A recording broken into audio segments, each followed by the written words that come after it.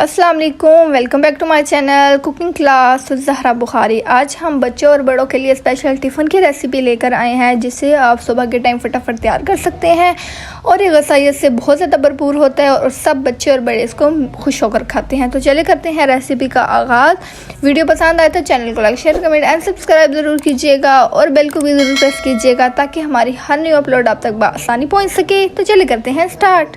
बिस्मिल्लाहिर्रहमानिर्रहीम। अस्सलाम वालेकुम वीवर, के हाल है? ठीक हो? इंशाल्लाह आप ठीक होंगे। असी भी अल्लाह दे करम नाल ठीक ठाक हाँ। ते अज बहुत ज़बरदस्त रेसिपी लैके आया बच्चों के हवाले नाल। अज बच्चों के टिफिन तक हो सी सारा काम।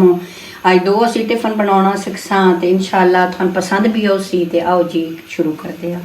बिस्मिल्लाहिर्रहमानिर्रहीम। इस में डाल दें मक्खन, अंदर थोड़ा जहा देसी घी डालिया ताकि मक्खन जले नहीं। ठीक हो गया।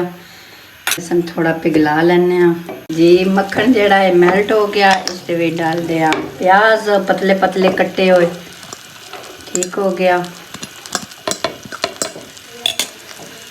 इसनू हल्का जहा करना, फिर इस अंदर दूसरिया चीज़ां ऐड करनिया ने। बहुत मज़े के टिफिन बन के तैयार होंगे। जड़ियाँ मावां परेशान होनियां साडे बच्चे सब्जियां नहीं खाते, अंडे नहीं खाते, तो उन्हां दी परेशानी इंशाल्लाह कम हो गई सी। ते ये सारा काम तुसी रात नू करके रखना। अगर जेड़े दफ्तर जांदे ने थोड़े भाई जो भी थोड़े खावां दो, ते उन्हां वास्ते भी तुसी ये टिफिन तैयार कर सकदी हो। ये बस हल्का जिहा करना, ज़्यादा इसनू असी ब्राउन नहीं करना। बस इस दे विच ना कच्चापन रखना। डाल दे बंद गोभी। ठीक हो गया। हल्का टमाटर। वेखो ना सारिया चीज़ां बच्चों वास्ते कितनियां हल्दियां। शिमला मिर्च। इसनू हल्का कर लेंगे। तुसी ये 2-3 दिन वास्ते इकट्ठा भी बना के रख सकदी हो ताकि सुबह उठिया बस जल्दी जल्दी लंच बच्चों का तैयार किया। तो डाल दिया गाजर। गाजर इस तरह ना क्रश की हुई है चॉपर विच। हवे हल्की हल्की बर्फ है। इसकी मैं वीडियो दे दी है। तुसी मेरे चैनल ते जाओ तो इंशाल्लाह थानू मिल जासी। 3 चम्मच गाजर। वेखो ना सारिया चीज़ां बच्चों दियां हेल्दी वालियां न। उन्हां दी जसामत वास्ते, ग्रोथ वास्ते बहुत अच्छिया चीज़ां। इसके अंदर डाल दिया अंडा उबाल के ना, तो उसके छोटे छोटे पीस करके। जेडे बच्चे अंडा नहीं खाते खुश होके उन्हां वास्ते, अगर थोड़ा दिल करदा कि पूरा अंडा, थोड़ा बड़ा बच्चा, तो तुसी पूरा अंडा भी डाल सकते हो। ठीक है। 2 बच्चों 3 बच्चों का बनाना तो तुसी एक अंडा डाल दो पूरा।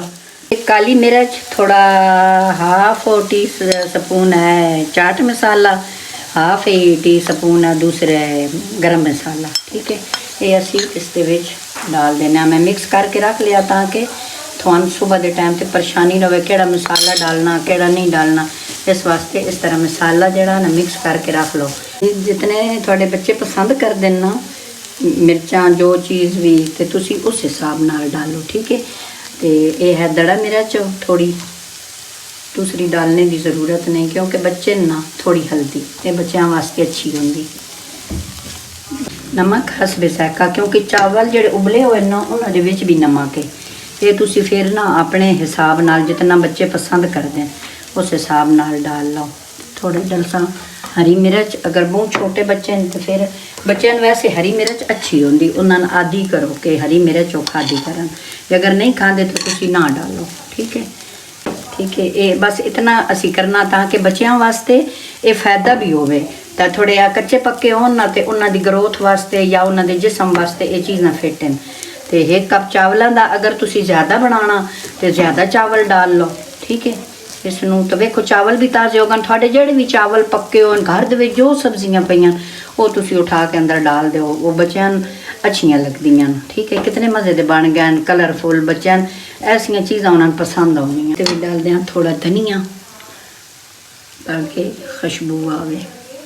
डाल दें छोटे छोटे आलू उबले हुए ने आलू, तो फिर छोटी छोटी इनकी कटिंग हो जाएगी। मसाला जी बन के हो गया तैयार। होने इसमें कर दें डिश आउट जी। कर दें डिश आउट। कितने मज़े के माशाल्लाह बन के तैयार होए जी। माशाल्लाह ये पहला जड़ा ना टिफिन ये बन के तैयार हो गया। हम जी दूसरा शुरू करते हैं। इसके अंदर एक भर के डाल दें मक्खन दी। अंदर थोड़ा देसी घ्यो डालो है ताकि मक्खन जले नहीं। इसके अंदर भी डाल दें प्याज, थोड़े इन्हें हल्का जहा कर दें फ्राई। इसके अंदर ये सारिया सब्जियां डाल देने। इसनों थोड़ा सॉफ्ट कर लेने। अंदर डालते हैं थोड़े आलू। ये बहुत मज़े का बन के तैयार होंगी मैकरोनी, ते बच्चे खुश हो के खाते भी हैं। बहुत उन्होंने चीज़ां ना कलर वालियां बहुत अच्छियां लगदियां कलरफुल। 3-4 चम्मच खाने वाली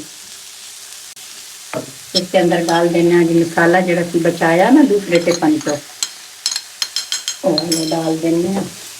थोड़ी दड़ा मिर्च, नमक हसबे जायका, थोड़ी हल्दी। कोई ज़्यादा मसाले नहीं इसके ਵਿੱਚ जाने, क्योंकि बच्चों का टिफन है ना, फिर इतने मसाले बच्चे नहीं पसंद करते।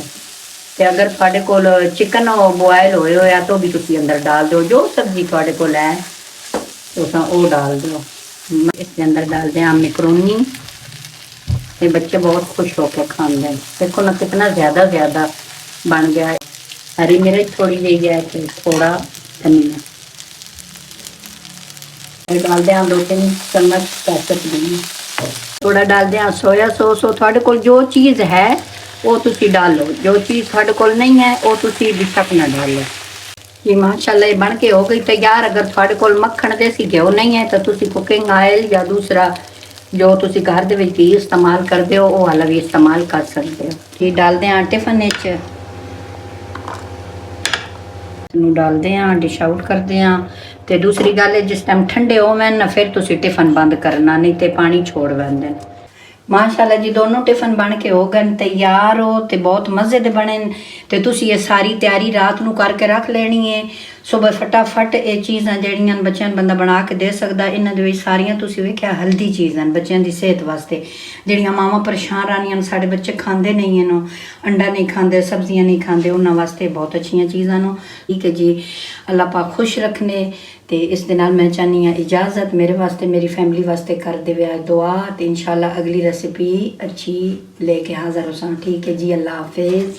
फिर मिलते हैं एक न्यू रेसिपी के साथ। तब तक के लिए हाफिज़। चैनल को like, share, comment and subscribe ज़रूर कीजिएगा और बेल को भी ज़रूर प्रेस कीजिएगा ताकि हमारी हर नई अपलोड आप तक आसानी पहुँच सके। खुश रहें, आबाद रहें। अल्लाह हाफिज़।